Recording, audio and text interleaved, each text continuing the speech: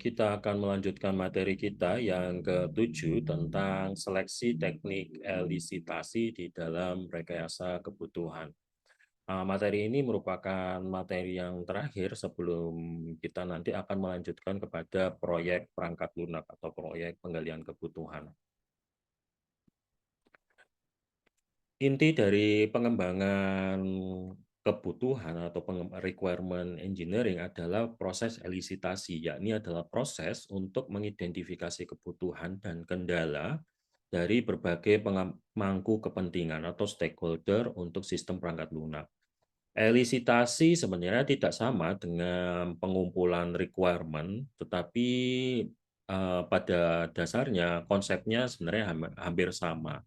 Jadi bukan untuk menyalin apa yang dibutuhkan oleh pengguna, tetapi kita adalah proses kolaboratif dan analisis yang mencakup kegiatan untuk mengumpulkan, menemukan, mengekstraksi, dan menentukan requirement tersebut. Jadi kalau elisitasi itu bukan hanya mengumpulkan saja. Elisitasi itu digunakan untuk menemukan kebutuhan bisnis, pengguna, fungsional, dan non-fungsional, bersamaan dengan beberapa informasi yang lainnya. Di requirement elicitation itu mungkin merupakan sebuah aspek pengembangan perangkat lunak yang paling menantang untuk dilakukan, termasuk juga yang paling kritis dan rawan kesalahan.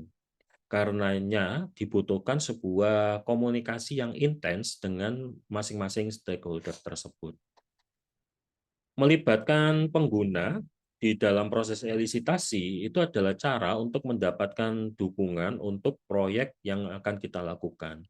Jika kita sebagai seorang analisis bisnis, maka kita harus mencoba untuk memahami proses berpikir di dalam requirement yang dinyatakan oleh pengguna tersebut. Termasuk juga menelusuri proses yang dilakukan oleh pengguna untuk membuat keputusan di dalam proses mereka terhadap pekerjaan mereka. Dan mengekstraksi logika apa yang mendasari dari aktivitas tersebut. Jadi kita harus memahami mengapa stakeholder tersebut menjalankan fungsi tertentu tersebut. Kemudian kita juga harus menciptakan lingkungan yang kondusif untuk mengeksplorasi secara menyeluruh terhadap produk yang sudah ditentukan sehingga kita bisa memfasilitasi sebuah komunikasi yang lebih jelas.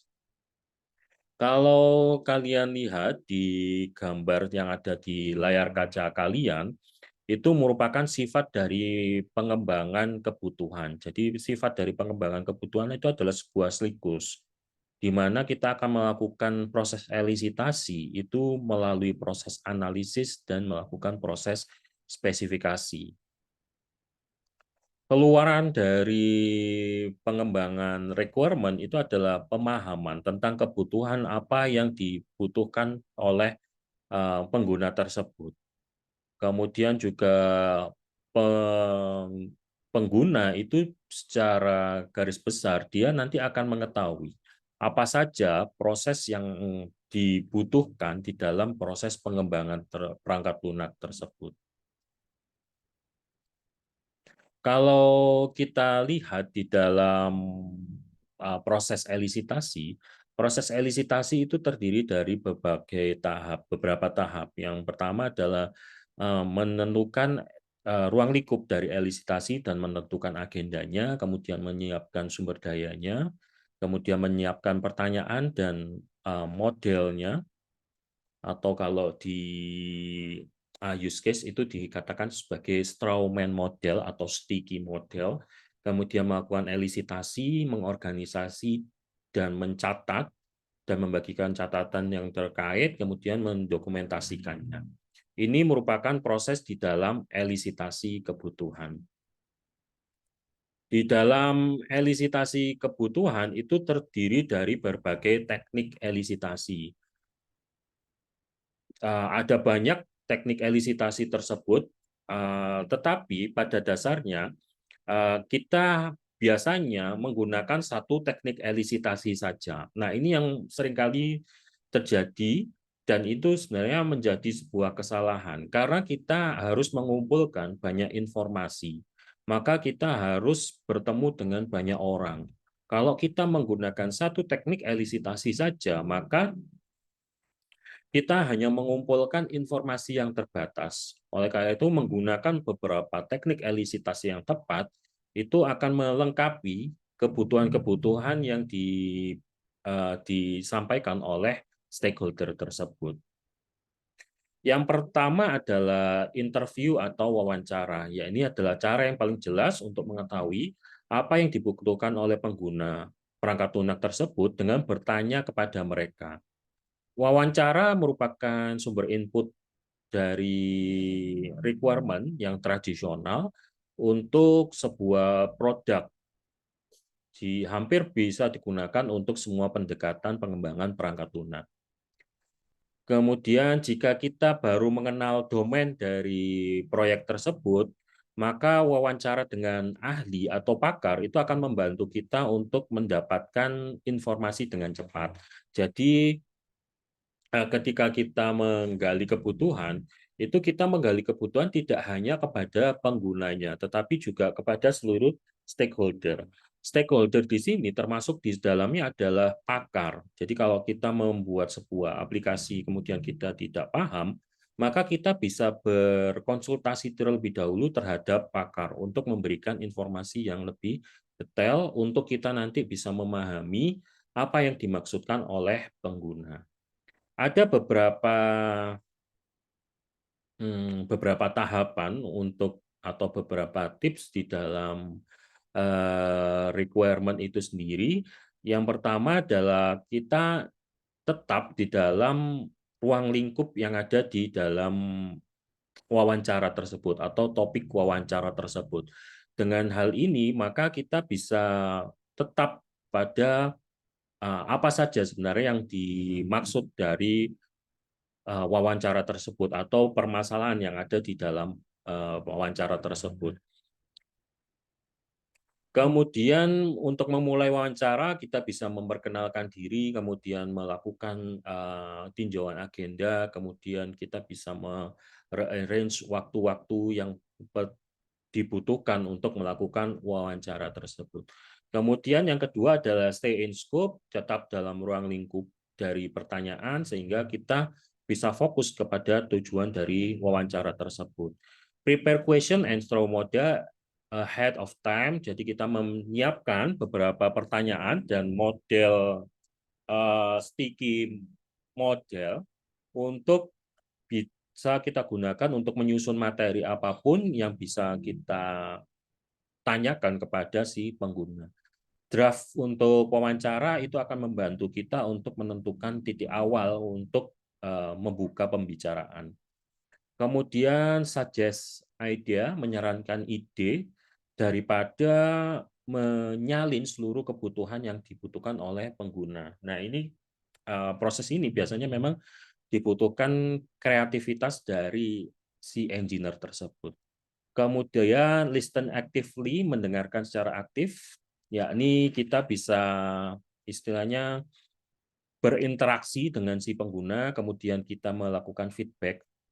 Jadi kita tidak pasif, jadi misal kita bertanya, kemudian mereka menjawab, tapi tidak ada umpan balik. Nah, ini menjadi yang permasalahan. Jadi usahakan nanti ada umpan balik ketika setiap proses interview. Yang kedua adalah workshop atau lokakarya, yakni mendorong kolaborasi antara stakeholder dengan yang mendefinisikan persyaratan. Jadi kita melakukan proses bertemu atau melakukan kolaborasi dengan melakukan menulis atau menggambarkan atau juga bisa diskusi yang secara intens. Di workshop sendiri ada beberapa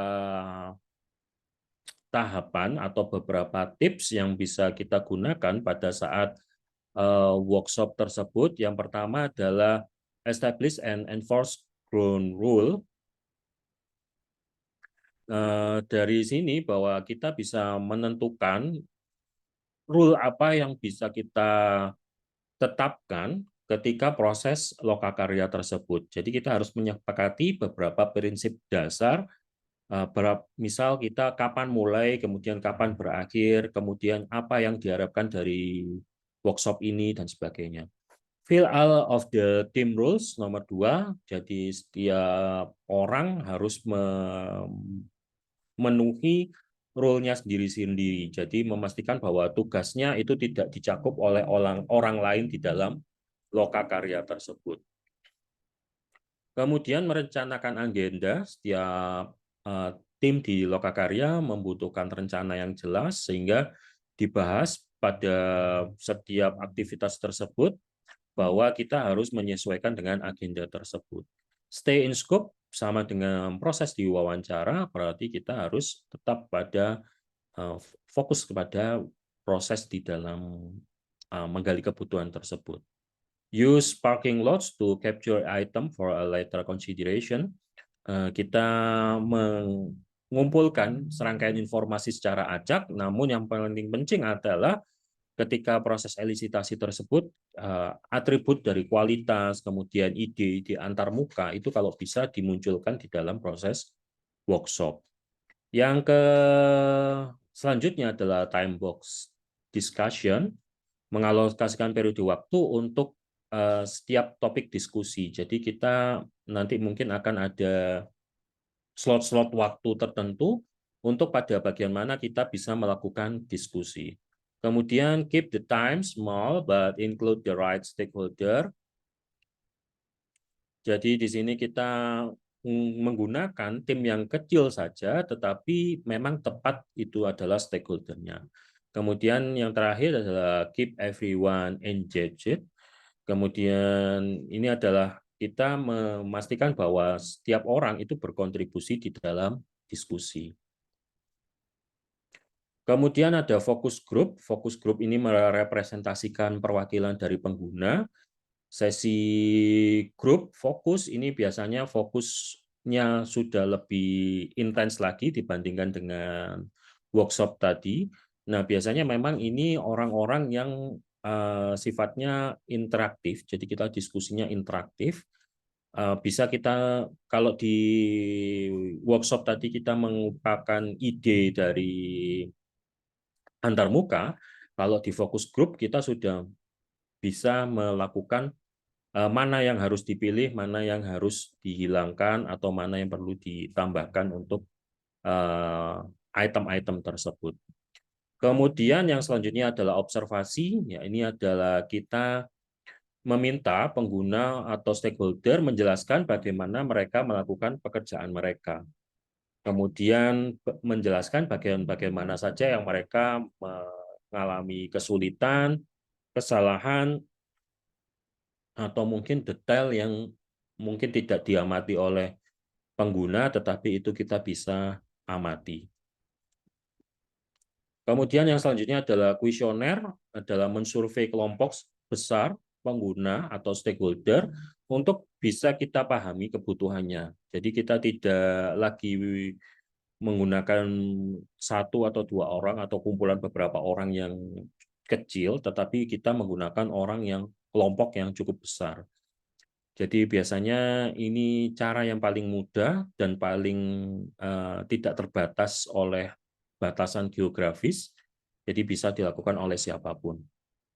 Ada beberapa tips ketika membuat sebuah kuesioner. Yang pertama adalah kita menyediakan opsi jawaban yang mencakup dari seluruh jawaban yang lengkap dan kemungkinannya.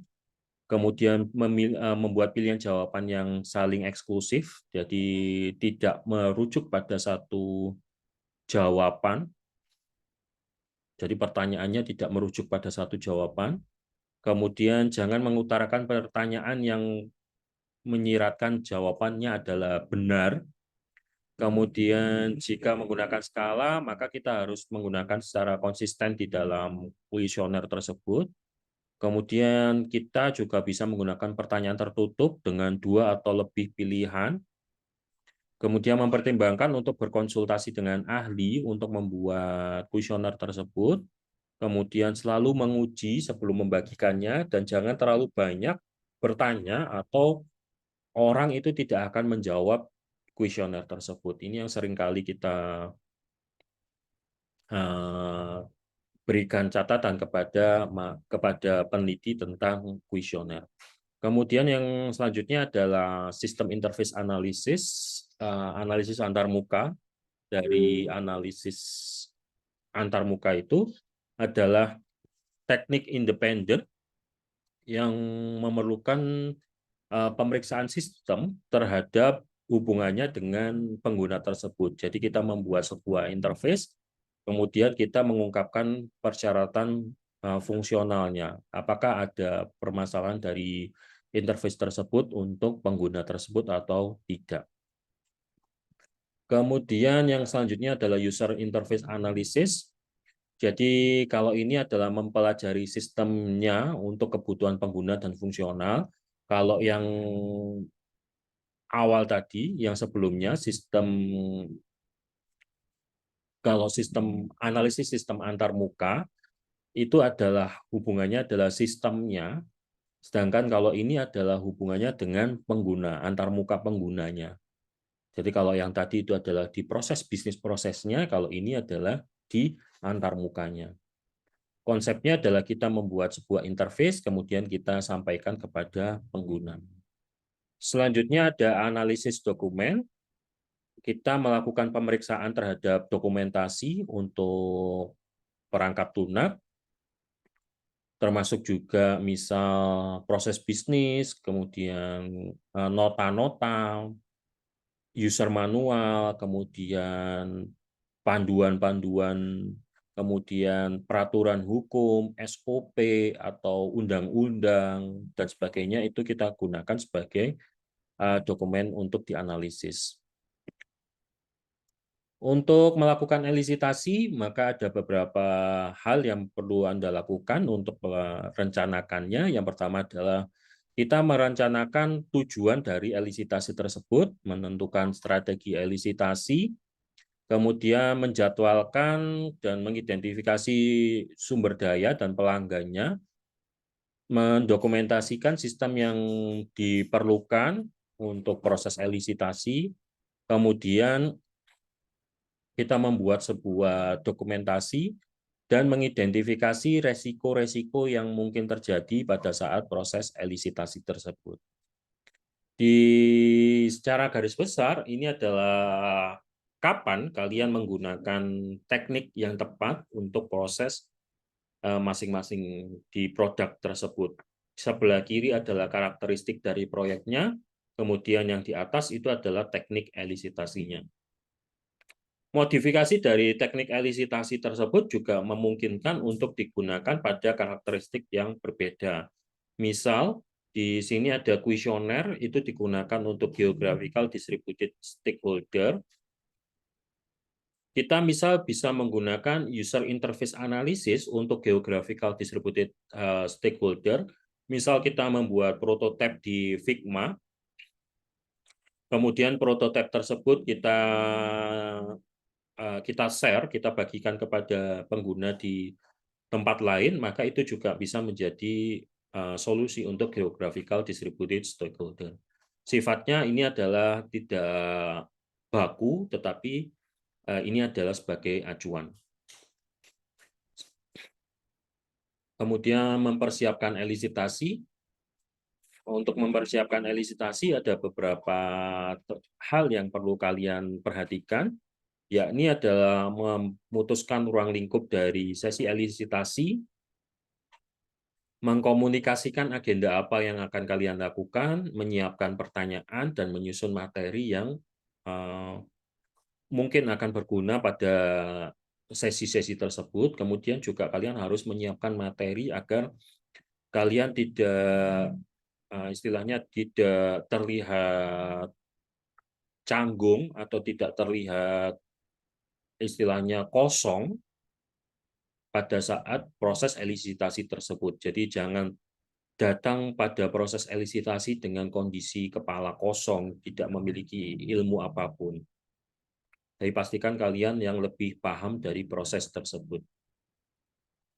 Kemudian ketika kita melakukan proses elisitasi, itu ada beberapa hal yang perlu kalian pahami bahwa kita itu harus mengedukasi stakeholder terhadap proses pengembangan perangkat lunak, kemudian memberikan catatan terhadap setiap proses elisitasi tersebut, termasuk juga memberikan sebuah feedback, kemudian mengeksploit atau memungkinkan bahwa kita memberikan sebuah ide-ide yang itu nanti bisa membantu kita untuk proses melakukan elisitasi. Kemudian menindaklanjuti setelah kegiatan elisitasi, yakni mengatur berbagai catatan yang dibutuhkan untuk proses elisitasi tersebut, untuk bisa kita bagikan kepada pengguna, kemudian pengguna tersebut menyetujui. Kalian pahami lagi materi sebelumnya tentang proses validasi dan verifikasi. Kemudian kita bisa membuat sebuah dokumentasi dari pengguna tersebut untuk bisa kita bagikan kepada masing-masing stakeholder tersebut. Kemudian di pelanggan sendiri atau stakeholder ada beberapa kategori di dalam dokumentasi tersebut maupun terhadap input di dalam kebutuhan tersebut. Ada yang berupa business requirement, user requirement, ada business rule, fungsional, atribut, interface, constraint, dan sebagainya. Nah, ini kalian harus memahami satu persatu terhadap setiap aktivitas tersebut. Kalian harus mengetahui karakteristiknya, di mana kalian menentukan bahwa itu adalah quality, mana yang business rule. Ini bisa kalian gunakan sebagai panduan untuk menentukan apakah suatu suatu suatu input yang diberikan oleh pengguna itu termasuk bisnis analisis atau constraint atau rule dan sebagainya.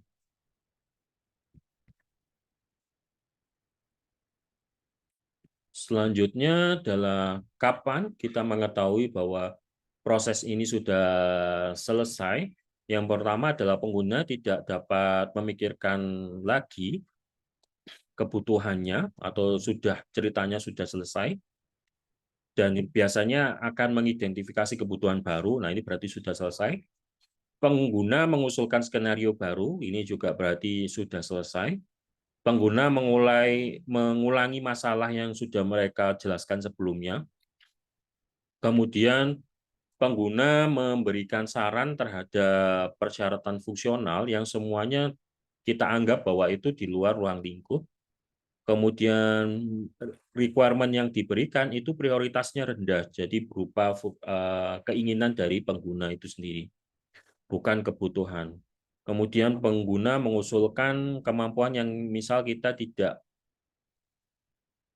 relevan terhadap produk tersebut. Jadi misal berupa teknologi atau berupa fitur yang memang itu sudah tidak relevan lagi. Kemudian ke pengembang dan penguji ketika meninjau suatu requirement itu menimbulkan beberapa pertanyaan. Nah, ini berarti kebutuhannya ini memang sudah tidak sesuai lagi dengan proses yang di proyek itu. Itu untuk materi di dalam seleksi teknik elisitasi. Kalian perlu memahami tentang bagaimana memilih teknik elisitasi yang tepat untuk proyek kalian. Terima kasih atas kesempatannya untuk mendengarkan materi ini.